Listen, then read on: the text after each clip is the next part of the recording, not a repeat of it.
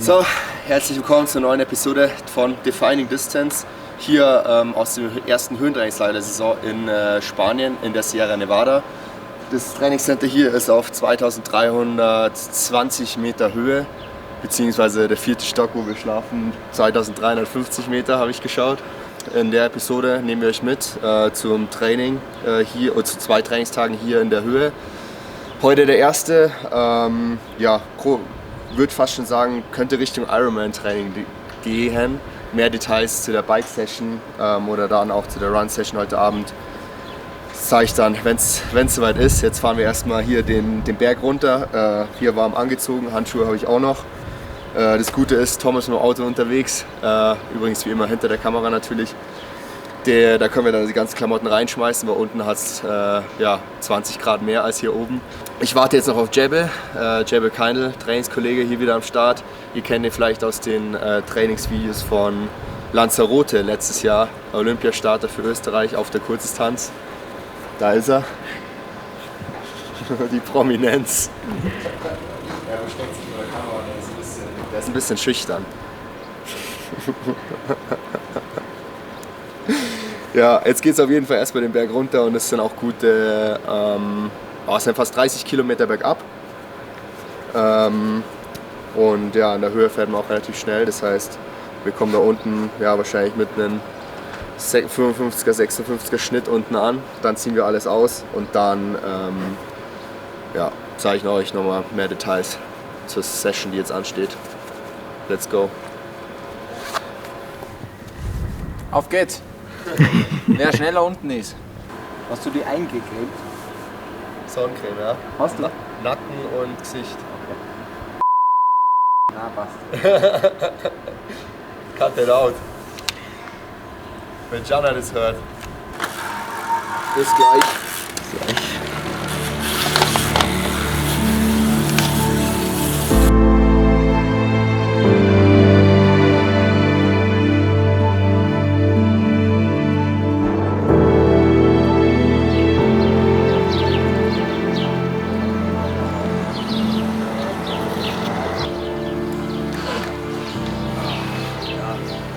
Sind zu langsam für uns. Ja. Vor allem bergauf. 30 Kilometer bergab. 56er Schnitt. Ab jetzt heißt es Schnitt halten.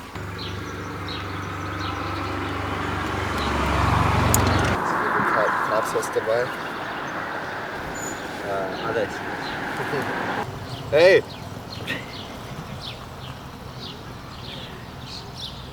Soll jugendfrei sein, das Video. So, kurze Session. Jetzt fahren wir hier noch eine Dreiviertelstunde unten ein, also auch mal ein bisschen treten. Die erste halbe Stunde zählt ja quasi nicht. Zweimal 20 Minuten bei 310 Watt. Also dann, weil Intervalle machen wir alle bergauf. Dann 10 Minuten locker dazwischen. Laktat messen auch nach jedem. Nach den zweiten 20 Minuten fahren wir nochmal ganz runter. Und dann ab da fahren wir alles nach oben, zurück zum Center. Die 1600 Höhenmeter. Und zwar dann noch 16 Minuten bei 330 Watt, 14 Minuten bei 340 Watt und 12 Minuten, je nachdem wie hoch wir dann auch schon sind, maximal bei 360 Watt, aber eventuell auch ein bisschen weniger, wenn es dann schon irgendwie über 1500 Meter ist, was es wahrscheinlich ist. Also dann der letzte wird dann auch eher so nach Puls und je nachdem wie Laktatwerte bis dahin auch waren. Und dann ausfahren bis zum Center, also insgesamt so 3,30, 3,45 Stunden mit knapp 1,5 Stunden Intervallen. Ich würde schon sagen, könnte schon so eine Langdistanz-Session sein, oder? Perfekt, Vorbereitung für Sprintdistanz, würde ich sagen.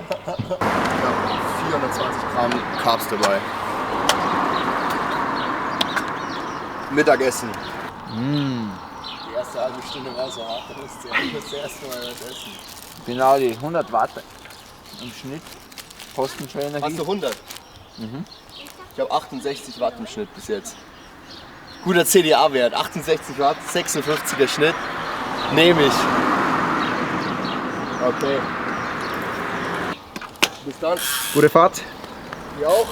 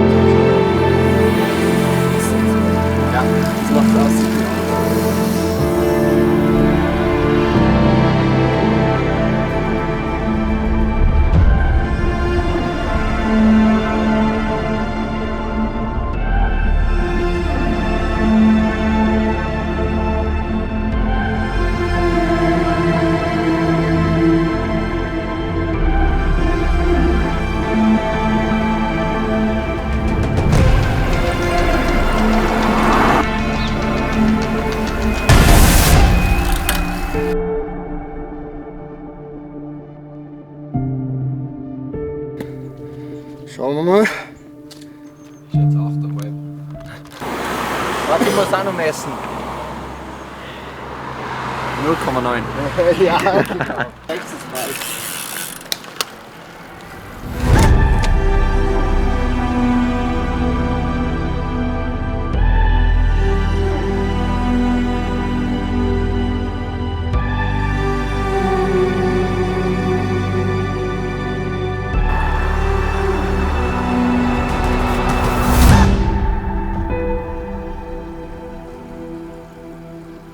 Oh, 2,6.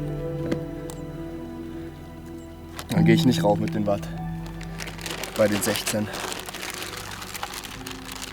Das sind natürlich auch mehr Watt gefahren als, als auf dem Plan stand. Ja, da gibt es noch was zu tun bis rot, dass das Race Pace ist. Was sagt dein Laktatmesser? Mann, hast schon gemessen. Nur steht ein Nuller davor.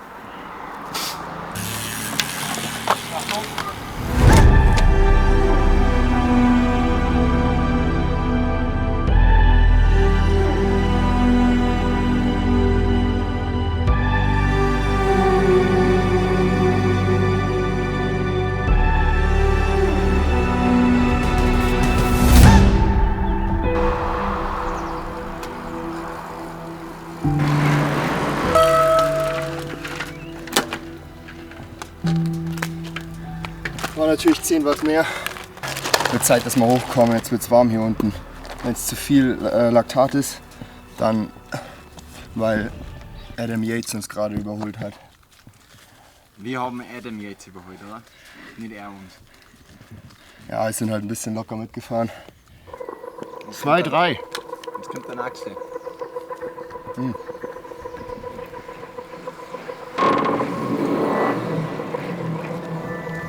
Den holen wir uns. Raphael Maika, ne? Red schnell, auf geht's.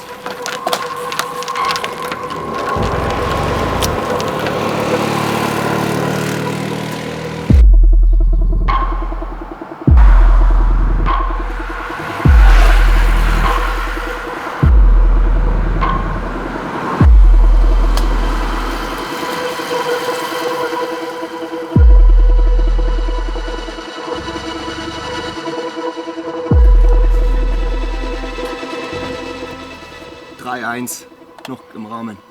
Alles unterhalb Schwelle. Good effort. Aber wahrscheinlich muss ich jetzt weniger Watt fahren. Weil jetzt sind wir schon über 1500. Besten Gummibären. So einen haben wir noch. Haben wir es geschafft.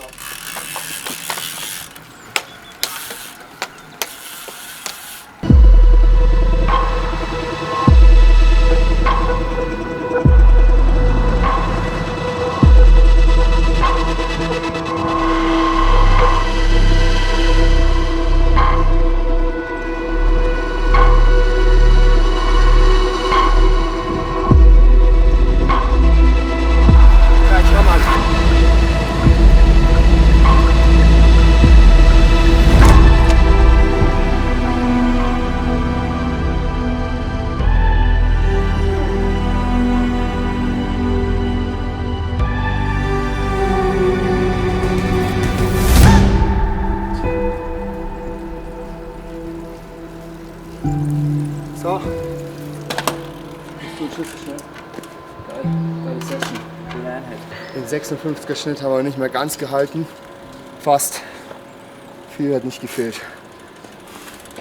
Ich blende die Stats von Ride hier ein.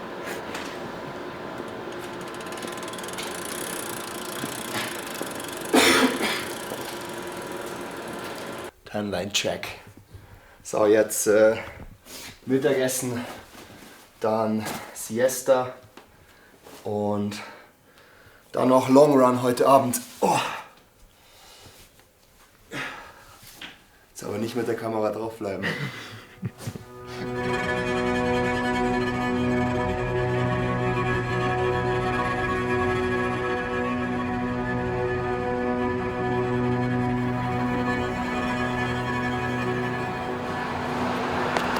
So, zweite Session des Tages. Tag der Arbeit ist heute. Also gibt es jetzt Long Run. Beine sind natürlich schön müde vom Radfahren. Also was gibt es Besseres jetzt als Langdistanz Prep und jetzt 1,5 Stunden Laufen. Und zwar haben wir uns überlegt, wir fahren 1000 Höhenmeter hier runter auf 1320 Meter. Und das Center ist auf 2320, also laufen wir jetzt 1000 Meter bergauf. Freu mich drauf. 19:30 Uhr, schöner Sunset, Uphill Long Run. Wir versuchen es locker zu halten. Mal schauen, wie lange wir brauchen. Es sind knapp 18 Kilometer, 17,8. Und das Ziel natürlich immer vor Augen. Ja. Have you ever seen the light?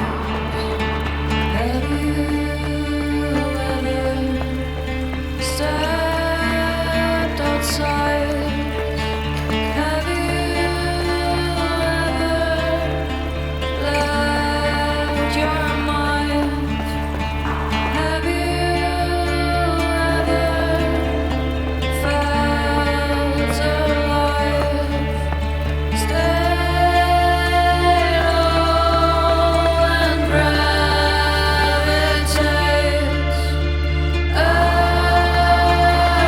around your same old face. Stay low and gravitate around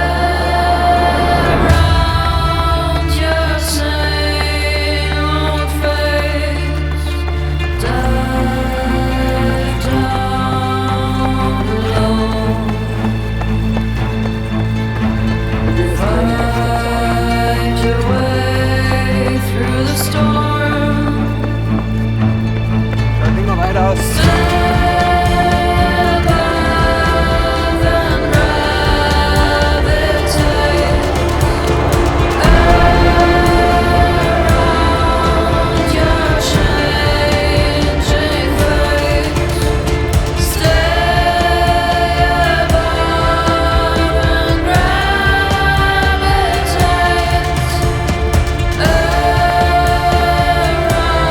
around your changing face. Dive down below. Find your way through the storm. Stumble back and fall.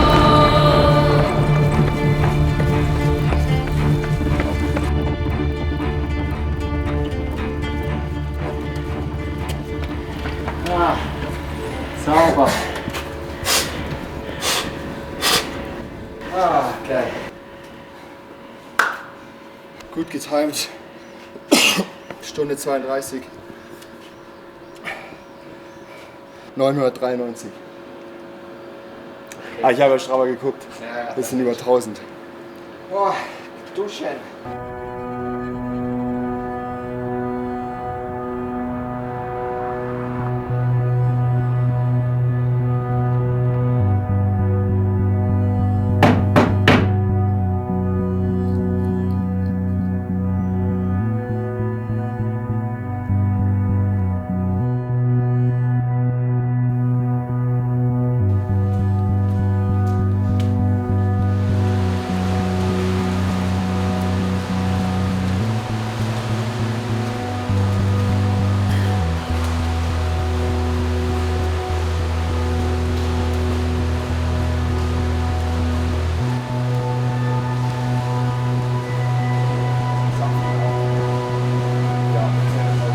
So, Tag 2. Was man im Video nicht gesehen hat, es war ein Ruhetag dazwischen. Aber so richtig Ruhetag war es auch nicht mit 4 Stunden Training. Aber alles locker. Mit Schwimmen, Gym und noch 2 Stunden Radfahren. Und jetzt Morning Swim. In Australien war es ein bisschen leichter früh aufzustehen, weil ich glaube es liegt daran, weil es da halt auch so so schön warm ist. Und hier ist es einfach so kalt. Boah. Jetzt heute ist hart schwimmen, hart laufen und locker Radfahren. Ich persönlich struggle hier schon ziemlich beim Schwimmen mit dem wenigen Sauerstoff. Mal schauen, ob ich die Serie gut durchbekomme. Die letzte harte Schwimmeinheit war ganz gut, aber dann so 2 lockere Schwimmeinheiten dazwischen, wo ich nicht unter 1,20 pro 100 Meter schwimmen konnte, weil ich so gestruggelt habe. Also schauen wir mal, was wird. Was wird?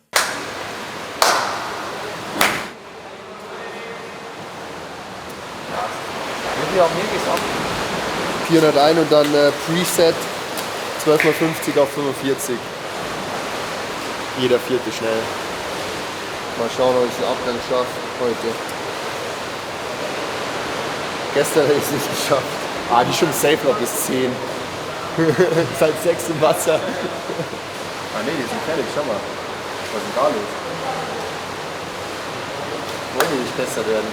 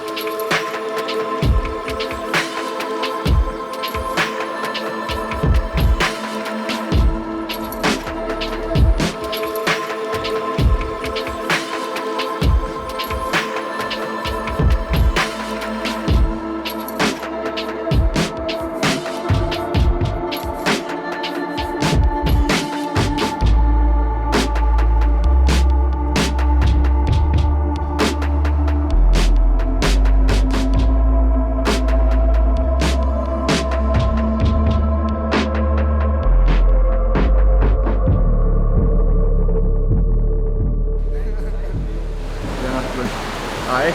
Ja. Also, Set geschafft. Die 400er bin ich so in 5:04 geschwommen und die 100er so in 1:14. Mit dem kurzen Abgang hier oben ist es für mich eigentlich echt gut. Das Problem ist nur, wenn man mit Jebbe schwimmt, der hier oben einfach die gleichen Zeiten schwimmt wie unten, da ist dann schon ein krasser Unterschied. Aber nee, trotzdem motivierend natürlich und macht Bock. Aber bei mir ist es schon so, bei ganzer Lage 4 Sekunden pro 100 Meter an der Schwelle langsamer. Aber bin happy, gutes Set und jetzt kurz ausschwimmen noch und dann Frühstück.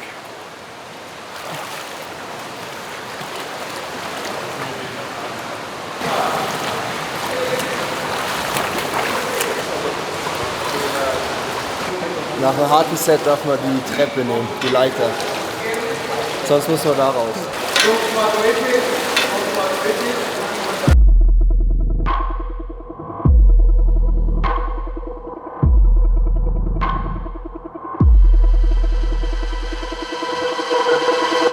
Track Session. Let's go. Wo ist der Fred schon wieder? 3 Minuten zu spät und trotzdem noch kein Fred da. Na gut. Ein bisschen aufwärmen schaut da nicht. Dadurch, dass wir jetzt quasi 30 Höhenmeter runter sind, muss ich direkt pissen. Ja, spür mal den Effekt, gell? Brutal. Ich merke direkt, wie ich besser atmen kann hier. 3 Kilometer einlaufen, Ja. 3 Steigerungen. Passt. Dann haben wir 9x1000. Immer 1 bis 3 gesteigert mit 1,5 Minuten Pause. Das heißt, entweder 300 Meter locker joggen oder nach jedem dritten messe ich Laktat. Der dritte soll quasi genau Schwelle sein, idealerweise. Das wäre 3,5 Laktat. Und die ersten beiden sind dementsprechend ein bisschen langsamer. Pace-Orientierung ist jetzt in den ersten 3. Also ich bin hier oben ziemlich empfindlich, wie man beim Schwimmen schon gemerkt hat. So starte mit 3,45, 3,35, 3,25. Dann messe ich Laktat und dann schauen wir von da. Wenn ihr Athleten beim schnellen Laufen zuschauen wollt, seid ihr auf dem falschen YouTube-Kanal. Aber Jebbe ist doch dabei. Naja, okay. Der läuft vielleicht dann hinten raus schnell, aber der muss Der muss ja auch 30 Minuten hinten drauf laufen. Bei mir reicht ein 320er Tempo. Ja, Road to Sub 30. Road to Sub 110. Geh mal. Right here, right now, right here, right now, right here, right now, right here, right now, right here, right now. So. Gerade erfahren, dass ich die Session alleine machen muss, weil Jebbe Carbon-Schuhe anzieht. Bei mir gibt es heute nur die Temposchuhe. Kein Carbon. Die gibt es erst nächste Woche dann bei den 12x1000. Bändlein. Deswegen sind wir da. So. Locker, locker, schnell, schnell. Die muss ja schnell, nicht zu schnell und locker, schnell. Okay. Muss ich machen. Ich bin ja Longo. Longo. Nein, ich mach das gleich gleich. Also Longo.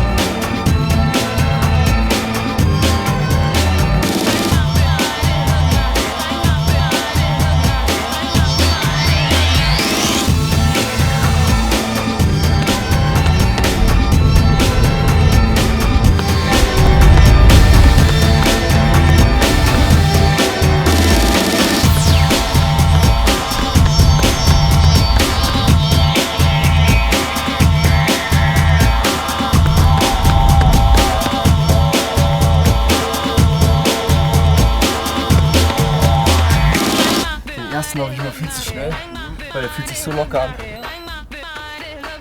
4,6. Ja. Doch wieder ein bisschen lockerer.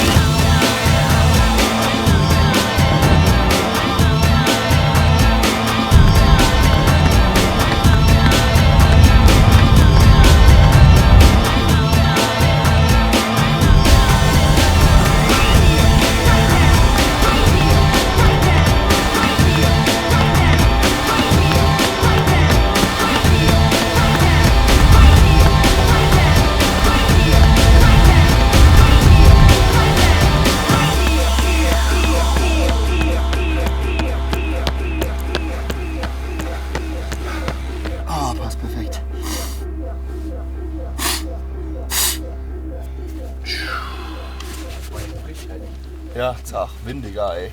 Manchmal ist so eine Böe reingekommen, da bist gestanden. Warte, ey, cool. Ja, wenn wir loslaufen, natürlich schon. Ja, ja. Sauber.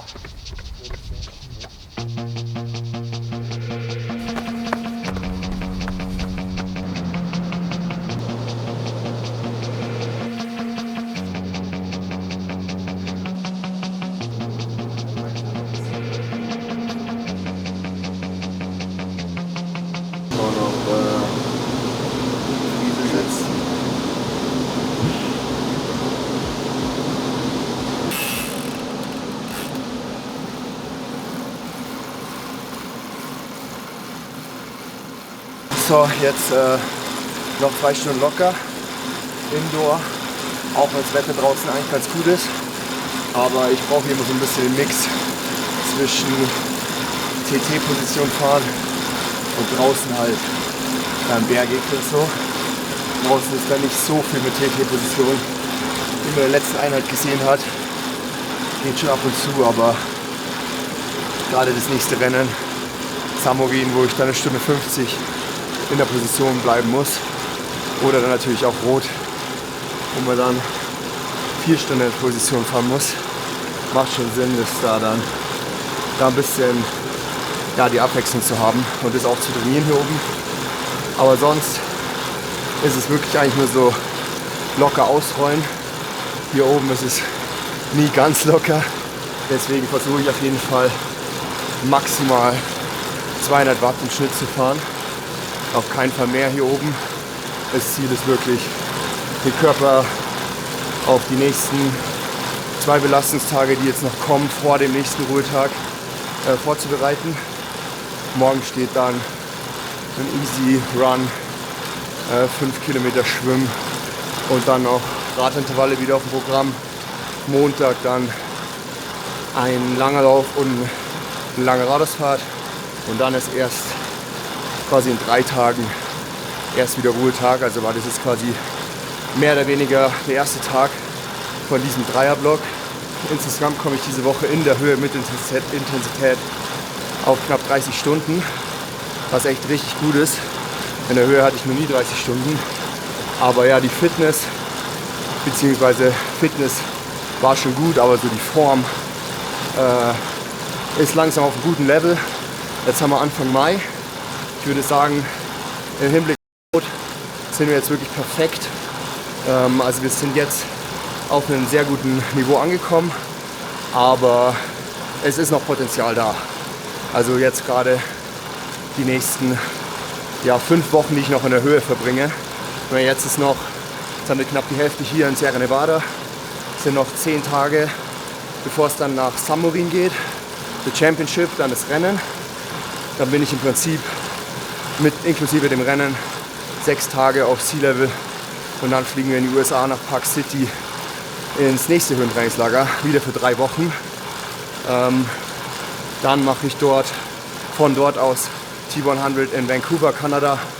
Fliege dann quasi 3 Wochen vor Rot nach Hause, erhole mich dort dann auch und mache dann den finalen Block, was dann effektiv wahrscheinlich auch nur noch so weniger als 2 Wochen sein werden, bevor es dann in die Taper-Phase für Rot schon geht.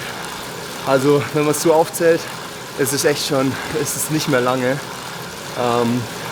Aber ja, wie gesagt, wir sind auf einem guten Weg. Bin gerade happy mit der Leistung, die ich hier so bringe hier oben und merke auch, wie es von Woche zu Woche weiter vorangeht. Genug Monolog.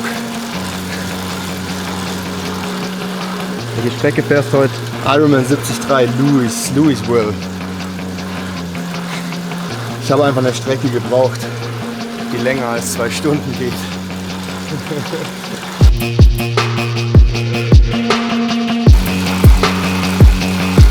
hätte den Ruhetag jetzt auf meinen Arsch gebraucht.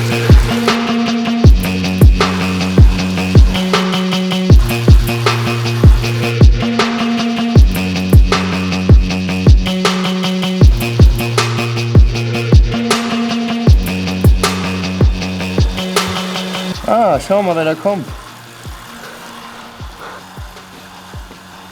Hola. Ich wollte kurz zu draußen. Fiesta.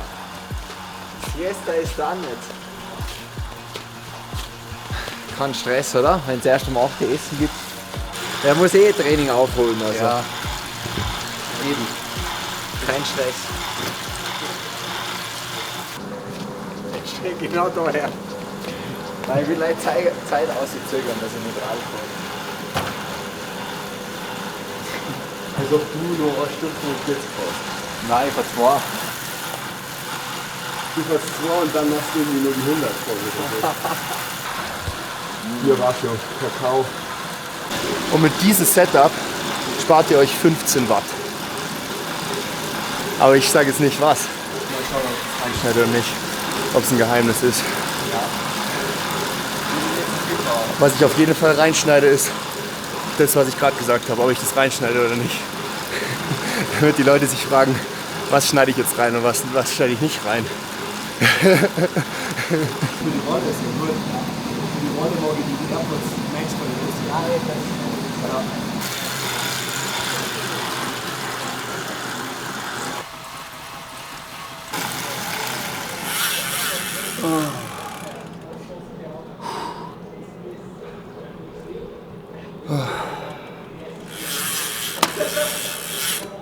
Boah, das war langweilig. Oh.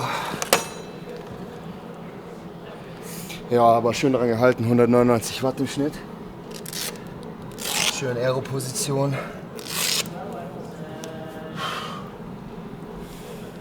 Ist krass in der Höhe, ist man echt muskulär, immer frisch eigentlich, weil man halt, oder gut, es ist individuell, weil ich, dadurch, dass ich einfach mich nicht so verausgaben kann hier oben durch den, durch den weniger, ich habe keinen Sauerstoff mehr. So viel dazu, ich habe keinen Sauerstoff mehr im Kopf. Also, muskulär fühlt man sich hier immer gut, dadurch, dass ich mich nie so richtig verausgaben kann. Hier oben, also muskulär nicht. Dementsprechend waren die Beine jetzt gar nicht so schlecht, so nach dem Tag heute. Aber ich merke schon einfach so von der Atmung her, dass das jetzt heute schon echt ans Limit gekommen ist. So diese Lungenmuskulatur. Ich habe auch diesen Höhenhusten die ganze Zeit. Also es ist nicht, weil ich krank bin oder so. Ich hatte das auch schon die letzten 2 Mal, als ich hier war. Also ich war schon, das war mein erstes Höhentrainingslager 2021 und dann 2022 war ich auch. Dann war ich jetzt quasi dann 2 Jahre nicht und jetzt dieses Jahr wieder. Und der Unterschied von zu 2300 Metern zu so den anderen Höhentrainingslagern, selbst zu 2000 Metern, ist einfach so extrem. Also zumindest bei mir. Und gerade zum Beispiel so Livigno, so auf 1800, 1900, das ist eigentlich schon fast keine Höhe mehr dagegen. Außer bei ihm. Er spürt nichts, er braucht 3000, dass er was spürt. Ich bin ja ein Tiroler. Ich bin vor die Berg. Ja, ich bin kein Tiroler, ich bin nur ein Bayer. Scheiße.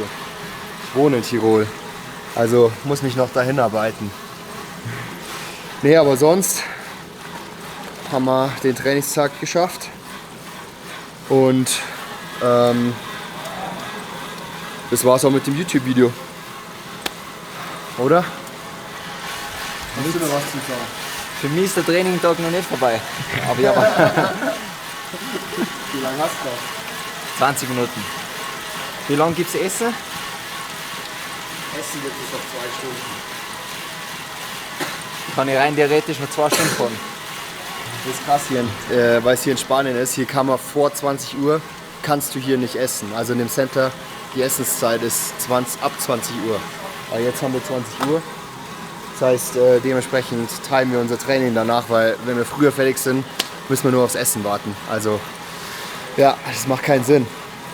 Ansonsten, wenn euch das Video gefallen hat, lasst einen Daumen nach oben da, abonniert den Kanal und lasst einen Kommentar da. Und ansonsten, ja, ich habe keinen Sauerstoff mehr im Kopf. Ansonsten das nächste Video ist dann wieder Race-Video oder zumindest vom Race, The Championship Samorin morgen in 2 Wochen, genau. Oder wenn das Video rauskommt in einer Woche. Und da kommt dann das nächste Video. Alles gut. Es wird ja alles zu kompliziert hier für die Höhe. Also, wir sehen uns im nächsten Video. Ciao. Bist du vom ORF? Servus. Grüße gehen raus an Josef Haas. Und einen richtigen Puder drauf. Und also einen halben Liter, 3/4 Liter Gasmilch oder so ein schmalziges Futter kriegst von lauter gut und gesund. Die Leute wissen auch gar nicht, was gut ist und gesund ist. Was meinst du so, dass ich ausschaue, als wie ein Larch?